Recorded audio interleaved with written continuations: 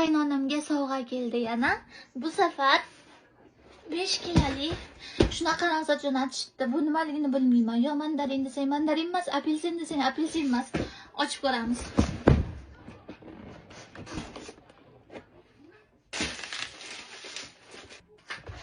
Mana.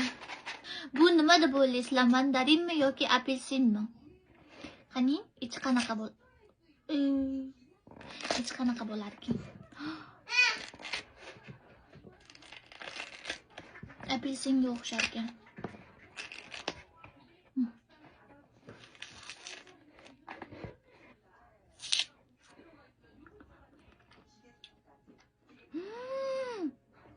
Qo'shib ekan.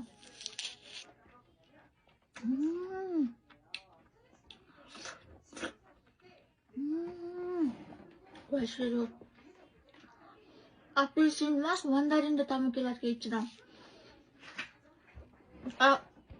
Ko'rinishi apelsinga o'xshar ekan.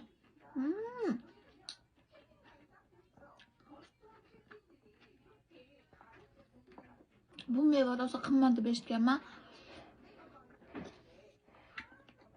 Где-то $40 atrofida bo'lsa kerak.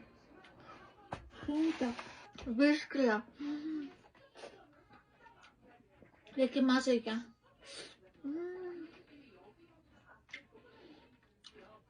Koreyada buni halabom deydi.